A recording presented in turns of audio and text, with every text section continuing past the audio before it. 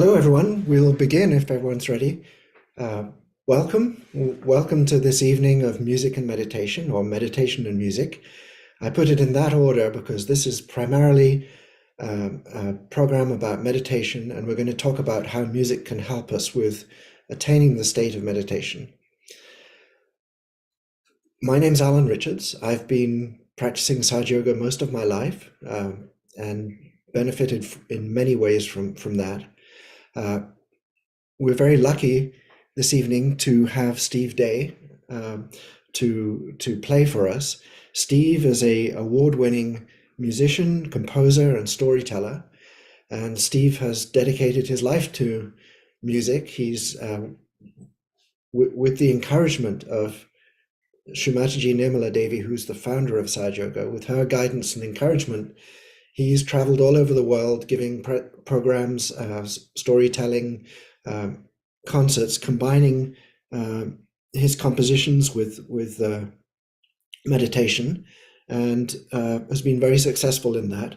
His compositions have been included in feature films and on TV shows, and we're very lucky to have him and his experience, which he's going to tell us about for today's program.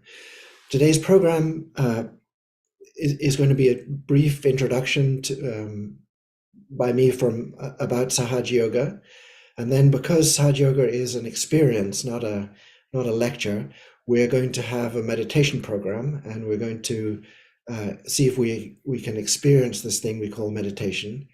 And after that, Steve's going to play a longer piece. Now that we'll be in a mood to be open to the music and receptive, he'll play a longer piece of music, and then we can have some discussion. And at the end, Steve will have play a song.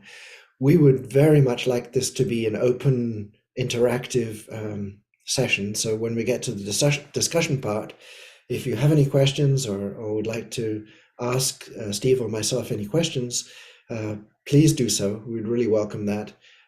Steve's got a great depth of knowledge about how music can be helpful in meditation. So this is Sahaja Yoga meditation, and that is a very simple form of meditation. It was started by Srimati Nirmala Devi in 1970. It's had the name Sahaja Yoga. Sahaja means spontaneous or inborn, and yoga means union or connection. This is the same union that yoga has talked about, a connection with our spirit, a connection with a universal power, whatever you want to name it, the spirit, a connection with a power that surrounds all of us.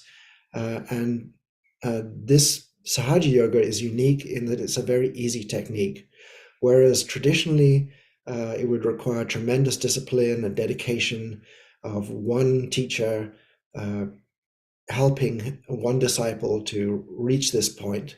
This technique that Srimati developed can be attained just with an openness and a desire. That's all that's needed. And in her programs that she held as she traveled all around the world, she was able to give this connection or self-realization to big crowds of people, sometimes football stadiums full of people.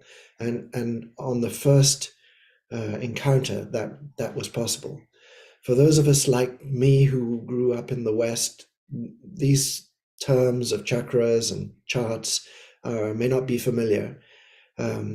But for people from an Indian background, this is not a brand new thing. There've been diagrams like this for hundreds of years. But this is a very direct, the unique thing about this is a very direct, easy thing that we can do together. Shimaji, as she gave these programs, insisted that since this is something that we all have inside us, it's all built in, all this system is built within us. There's no need to, I mean, you can never pay for it. It's part of what we have inside us. So just like everything that we do, breathing or everything that we do in life, this is something that can never be paid for. So Sahaja Yoga programs are always free. And as I said, it's not something that you have to study for. It's not a philosophy. It's not something you can buy. It's not something you can read about to make it happen. It's an actual experience. So this diagram shown here is a simple version of the system within us. It consists of three channels: a left, a right, and a center. The left channel corresponds to our emotional side, and the right channel our physical and active side. And in the center is the channel of evolution, or channel of balance. So they're shown separately for clarity, but they're actually together within the spinal column. And then on that thread that links all of those together are the 7 chakras. So at the very base of the spine, the pink one shown there, it is a chakra, an energy center. Above that, represented by the triangle, it is the sacrum bone, and within that is the Kundalini energy. Again, keep this all just as a hypothesis. This is maybe new to you, or it may not be new to you, but this is where the Kundalini energy resides. The Kundalini energy is a mothering energy, and it's a residual power, a manifestation of this desire for yoga, desire that we have to make that connection. And then above that, we see the other chakras. These correspond to major nerve plexuses within the body. They're not really physical things that you could cut open the body and see it, but they correspond to major nerve plexuses and also to certain organs. They're really like building blocks within us. So they have a physical side within the body that they relate to. For example, if we looked at the green one in the stomach area, this energy center, this chakra here, has everything to do with our sense of sustenance. So it's in the body, it's our digestion and all of that. But in a more subtle level, it's everything that sustains us in life. It's our family, our relationships, our job, our money, our food, everything that gives us the power to exist in the world is connected with this chakra. That's its character. The character of the heart center above it, the red one, is different. So that relates to our sense of security, our sense of courage, of bravery. It also, physically in the body represents the lungs, the breathing. Each of these centers has a connection to one of the 5 elements. So earth, fire, water, air, and ether. So this one we're talking about in the heart has a connection to the air element. The next one up in the throat has a connection to the ether element. So this throat one in the body is connected to everything to do with our speech and our throat, if we have a sore throat. But it's also, in a subtle sense, connected to our communication, to our sense of belonging to a sort of a group as human beings, our sense of connection. So it's a communication and connection are the qualities of this center. The qualities of the center above that, at the top of the head, or on the forehead, this is a center which is very much connected with meditation, and we're going to talk about that in a moment. But the quality of this center is forgiveness. And then the top of the head, the last center, is to do with that unison connection with the universal power all around us. So that's the quality of that center. So left side is our emotional side, right side is our active side, and then the central channel is the balance side. So all of these centers have certain qualities, as we've discussed, and just through daily life, some of them go a little bit out of whack. As the Kundalini, when it's awakened, it passes up through each of these centers and brings them back into how they should be. So all the benefits that you hear about yoga, that it helps your health generally, it helps your mental state, it helps your relationships, it helps your position in life, all the benefits that are supposed to come from meditation are really to do with these centers coming back into the operation that they should have. So as they come back from slightly damaged state to being operating as they should, our health improves and all of those benefits come into place. But that's sort of on a physical level. On a more spiritual level, it's all about a connection that, we're all looking for something, some meaning in life. We want to know why are we here? Where are we going? What's life all about? And that seeking, that looking for something is something we all have in common. We may not be very conscious of it. Other people are very conscious of it, and they look, and some of them look to music, and some of them look to other forms of art as ways of finding that connection. So that connection is to do with when the Kundalini reaches the very top of the head. The center in the forehead is to do with meditation, and you'll notice that's where the two left and right channels cross over. Meditation is something that is not something you do. It's not something you can make happen. It's not something you can force, or you can focus, or be mindful about, or make happen. It's a state where there's a gap in our thoughts. Meditation really means that we're open, our thoughts have just paused. All the tumbling and churning of thoughts that we constantly running through our mind about what we've done, what we need to do, the future, the past, feeling guilty, all these sort of things that run through our mind and constantly churn. There's a gap in that, and something you might remember from childhood, just being able to play and enjoy without analyzing or being mental about it. And so meditation is when there's that gap in the thoughts. And the goal of this Sahaja Yoga meditation is, if you can practice it every day, preferably, it's better to do a short meditation practice every day rather than a really long one once a week. If you can practice it, you can stretch out that period where your mind is calm.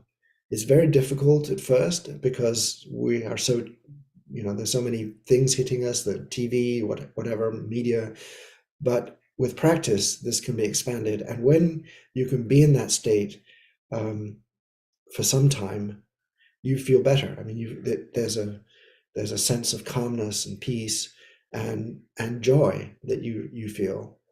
And some of that may be to do with the feeling of having found something that you can do for yourself, that there really is something behind life that we can connect with. So in a moment, we're going to go through these chakras one by one as an exercise. And for each of the chakras, Steve is going to play a short piece that relates to the qualities of that chakra. So music is really helpful for meditation. It works on the chakras. And Steve may be able to tell us a little bit about how this works later on, but music affects the chakras within us and opens them up. So by listening to the music, it's having a direct effect on our chakras and improving them, and it's not going through our brain or all the mental activities. It's just a direct, and art has the same effect, but music is a very direct thing.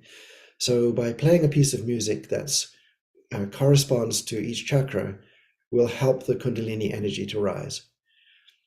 So if you're ready, then we'll begin that exercise, and you have to sit comfortably. I'll move back a little bit so you can just sit comfortably with your feet on the floor.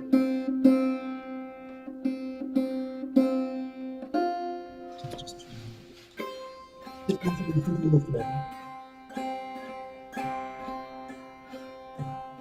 Just listen to the music.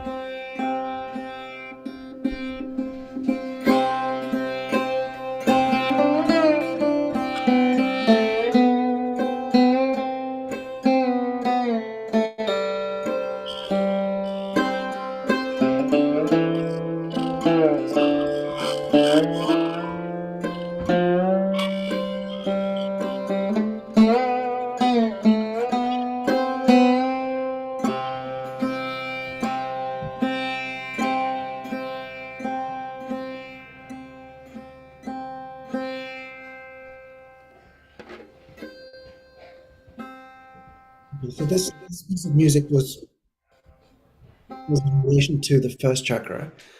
And first chakra's qualities are innocence and wisdom. It's like the foundation on which the whole subtle system stands. So the fundamentals of the system are innocence and wisdom. And it's the only chakra which is beneath the Kundalini energy. So it's like protecting the mother energy within us, Kundalini.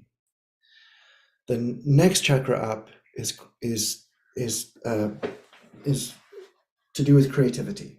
So as we listen to this music, I'd ask you to keep your left hand on your lap with the palm upwards, and let's put our right hand on our left side, the lower part of our abdomen, just like fingers just on the hip on the lower side. And we're just directing the flow of energy to that center. The energy flows in through the left hand, the left side is the receiving side, and it flows out through the right side to that center. So as we listen to the next piece of music, just try to keep your mind still if possible. If you find you're drifting off into a thought, try to pull back from it and just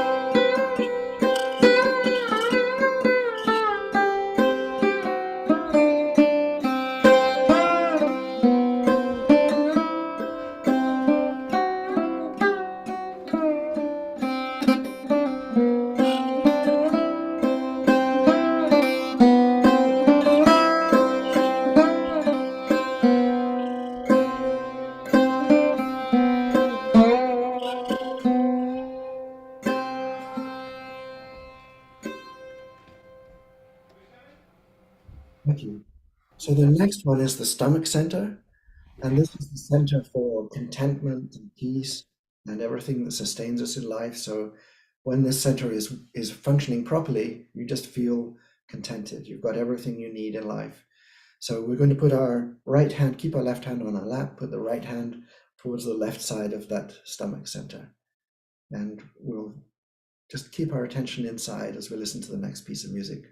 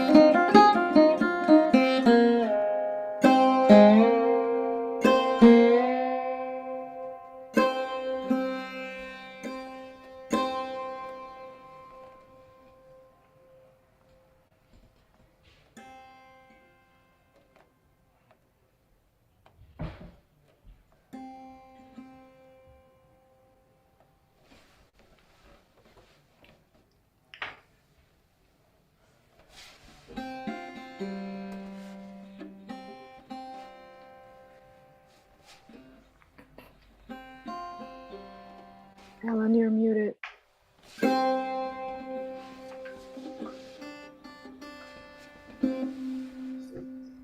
Our next center is the heart center. So let's keep our right hand on the heart. This center has everything to do with our sense of security, our sense of feeling loved and protected. So as we listen to the next piece of music, let's keep our attention on the heart and take a few deep breaths. That uses the air energy, air element to improve the center. So the heart center is next.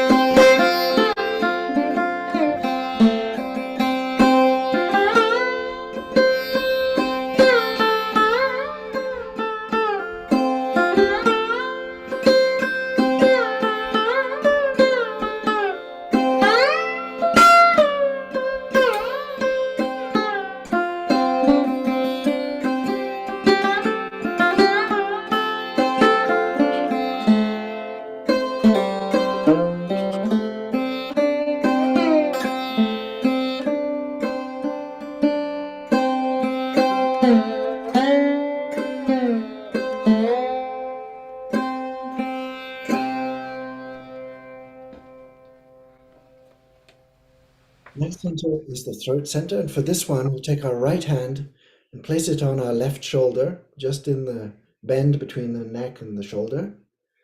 This center is our center of communication and sweetness in our way we interact with people. And this side on the left shoulder, this part of the chakra is particularly affected if we feel guilty. So for this one, just need to inside ourselves convincingly say, I'm not guilty. I'm not guilty for anything at all. So as you do that, you can just give a squeeze to your left shoulder, and we'll meditate on that as we listen to the next piece of music for this chakra.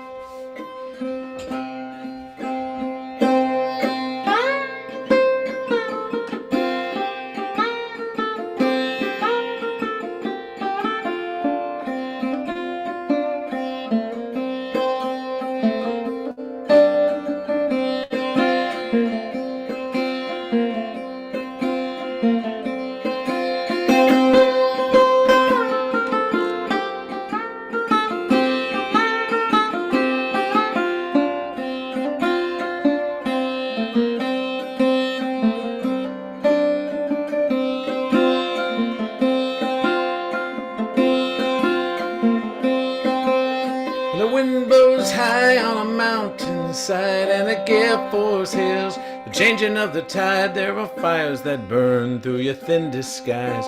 When the wind blows high, there are tears in your eyes.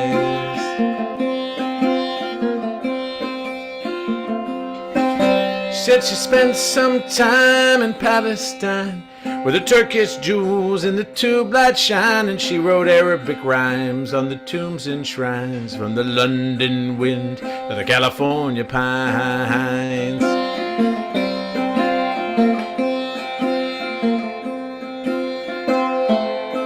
All the rivers rushing in, corners of your mind, gaze back on the open shores of time. She shimmers and she shines, she'll never fade away.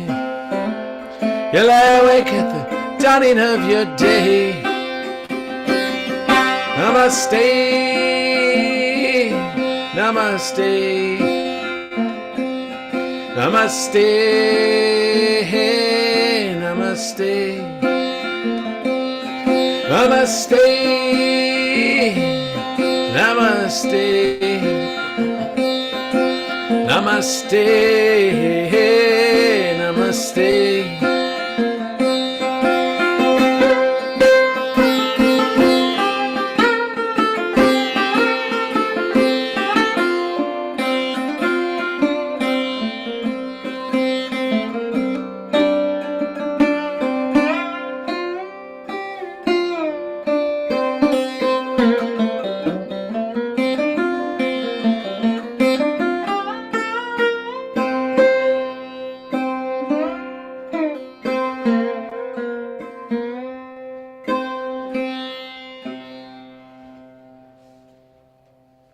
The next chakra, the one in the head, if you could put your right hand across your forehead and then just grip the sides of your forehead with your fingers and base of the palm. This is the center for forgiveness. And let's just inside ourselves forgive everyone. Just let go. I forgive everybody. Forgive everyone for everything. I forgive myself. Just say that inside yourself, and we'll listen to the next piece of music for this chakra.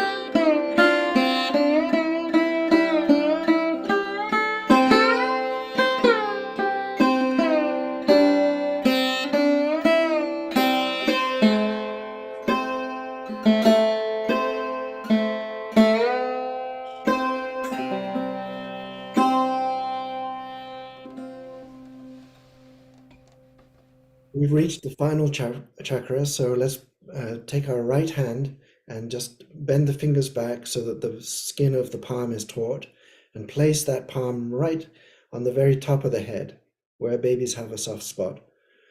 So this is the center for the connection, for the yoga. So what we need to ask inside ourselves is ask this Mother Energy Kundalini, please may I have my connection. Please may I have my self-realization, this yoga. And as we focus on this chakra at the top of the head, we can move the scalp just slightly in a clockwise direction. So from the front to the right, to the back, to the left, to the front, and do that gently 7 times. And we can do that for a while, and then Steve's going to play a longer piece of music now, which we can use to meditate with. So after some time, if you want to bring your hands down onto your lap, that's fine. You can keep your eyes closed or open. So let's keep our attention at the top of the head and ask for this connection. Please may I have that connection.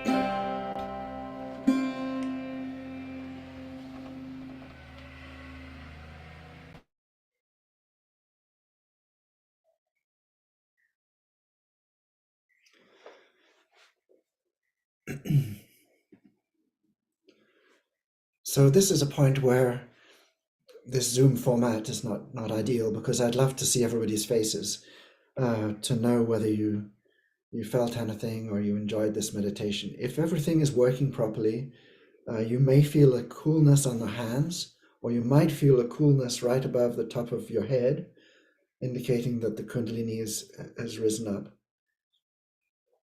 This is something you can practice again at home. But if you're feeling you can try put your right hand above your head, see if you feel some coolness there.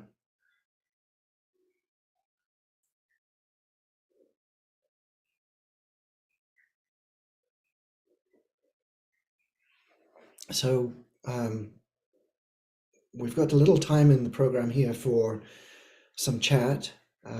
We'd love to hear from anybody with any questions about the yoga practice, about the meditation, about the music, how you felt. Please put it in the chat and we'll try our best to answer any questions. Or you might like to ask a question of Steve about that beautiful instrument he was playing, a very ancient and extremely difficult instrument to learn, the sarod. One other thing we could talk briefly about is what this music and meditation program, this edition of it has a theme of how can you use meditation to overcome anxiety and depression. So we could talk a little bit about that. Anxiety and depression are very big issues and difficult to overcome because they can suck you down. And so at a general level, this meditation can help in the sense that you feel there is a reason to life, and that can help with the anxiety, that there is some divine source out there. So whatever problems I may have as an individual, seen in a wider context, it's in order to do something about it, because these are emotional things, you have to take a positive stance on them, and that means bringing your system back as much as you can towards the center. So there are some specific techniques that we could tell you about, but anxiety and depression can certainly be helped with Saj Yoga, but they need some action to bring them in the center, and knowing that this is something you can do for yourself, that's something you have built inside yourself, that you can help yourself without taking medicines or drugs, or it's something you can do for yourself to make it better. It also gives you more confidence that these things can be overcome. So those are just a few ideas of things we can talk about. I wonder, Steve, maybe do you have any comments to add on the depression and anxiety topic? Yeah, just a few. We're almost out of time, but just real quick, there's a story that Estella is going to post in the chat. It's called Recollections. It's a 10-minute video, but you can all check it out. I'll just to recap very quickly. In the path of a seeker, I mean, there's a lot of stories. There's stories of people who have anxiety problems because of their jobs, or because they're worried about money, or who knows what. But the thing is, what I want to talk about is the anxiety of a seeker, because this entire meditation is there for you. The anxiety of a seeker is that of a person who is seeking something they know not which exists, and that they just can feel that it exists, and it's hard for them to get confirmation for. And when society, friends and relatives and family are wondering what you're doing, and you're spending a lot of time reading books or taking journeys on your own or what have you, to find something that is difficult to pinpoint or hard to imagine, hard to explain, then that creates a kind of an anxiety, and also the inner urge to find out what it is that is inside of you, that is calling you, that is continually trying to call you forward, and and frustrating you when you're going the wrong way, which is a good thing, because if you're going the wrong way, then you don't want to go the wrong way. Then suddenly, it's probably good to get a little frustrated. So that's what I call the anxiety of a seeker. It's kind of a good anxiety if it leads you forward to the goal, which is self-realization. And self-realization is not new. It's been around for thousands of years, and you call it different things. Call it nirvana. Buddha called it nirvana. Different people. Yes, Jesus called it the kingdom of heaven. So it's not new. It's been there from the beginning of time, but our stories are not new either. We are all seekers, and otherwise we wouldn't be here. And so if you're feeling a little anxiety because you're not getting enough time to meditate, or you're not expressing yourself fully, then that's good. Pay attention to that anxiety and stop chewing your nails and hold out your hands and kind of go, okay, maybe just meditate a little more. Take a little more time, schedule a little more time in the mornings and evenings and whenever else, and use the meditative power within you to calm your nerves, because you're there. You're there. There's no need for anxiety anymore. We're there.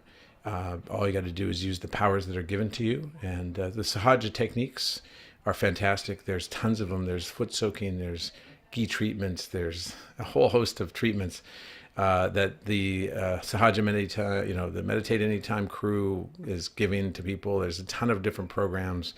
I imagine they're going to go up in the chat. My story's in the chat too, if you want to check it out. And spread it. It's a good story. It's interesting because it does show my angst. I grabbed a couple photos from my early 20s, and it did show exactly that kind of place, which I described, which is the bottom of, Joseph Campbell called it the belly of the whale, when Pinocchio's in the whale and he has no light. It's just a very disturbing place, but it can lead to good things. So I will leave you with like I said, there's not much time for back and forth, so we'll leave you with a song. This is about that very same anxiety, in a way, but it's about finding that peace within. It's about family, actually. This is about family coming together and reaching together to find that depth within each and every person. And it's called Find a Way, because ultimately the seeker is going to find a way, no matter what they're going through, and no matter how much things could look not so good. Could be like Pinocchio in the belly of the whale, no idea where they are, can't find the light. There's just an inner urge that keeps us going, and we always find a way. And that's what this song is about. So I hope you enjoy it. If Estella has the words somewhere, I imagine she might be able to dig them up. She can put them in the chat as well. But we'll stay on the spotlight so you can see the guitar and all that good stuff. And just one moment to get ready. If there are any questions now, it's probably a good time to put them in the chat. They could be addressed at some point afterwards, maybe. It's a short song, it's a pop song, so...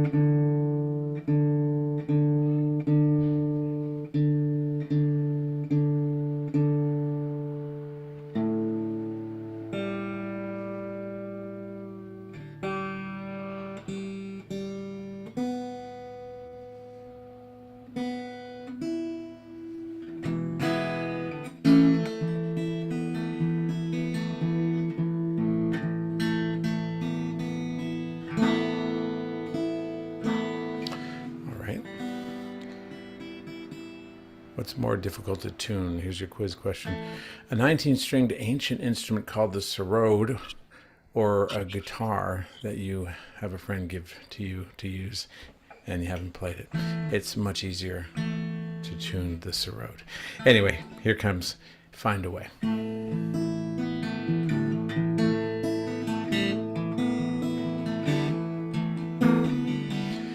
feel very meditative as I walk through the woods. The breeze that flows through the trees tells me what's good, and it helps me to see what will be, will be. And all is quiet and everything's clear. The way we spend all our days, so very dear. All our dreams are coming through today.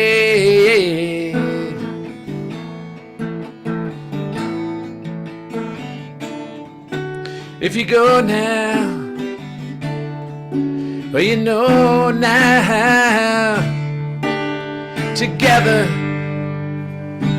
we'll find a way. We'll find a way.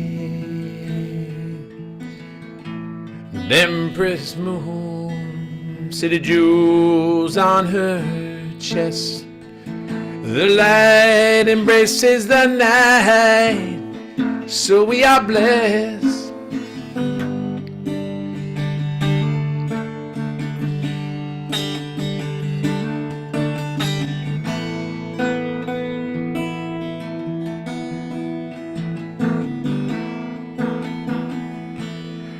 Children laughing, carousels in the park. Their screams come through in their dreams, alone after dark. And generations are coming through today.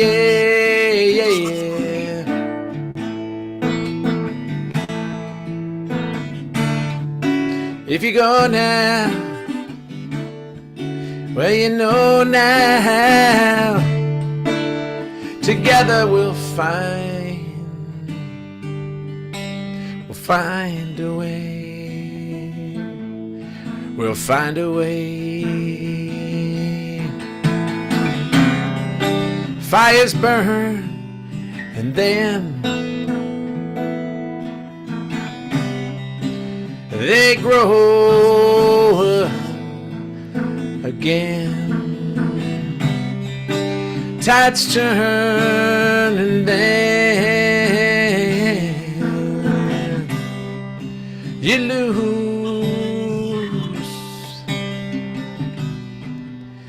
the wind.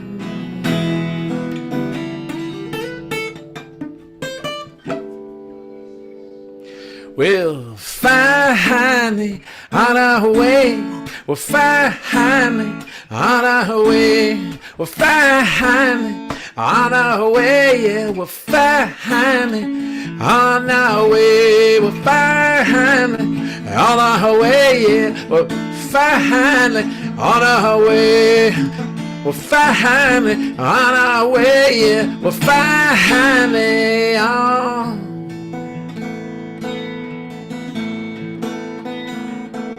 We're on our way, yeah.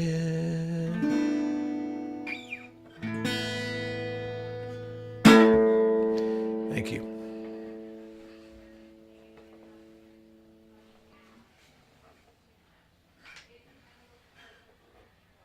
Thank you, Steve. So I wish we had more time. We've reached the end of our evening tonight.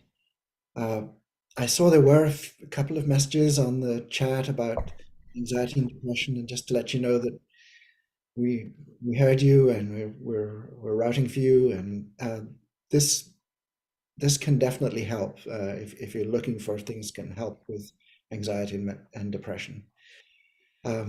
So I hope everybody felt something and enjoyed tonight's program, and there are lots of these programs. I'm sure there'll be more of them in the future. And thank you, everybody, for coming and for sharing the evening with us tonight. Thanks, everybody.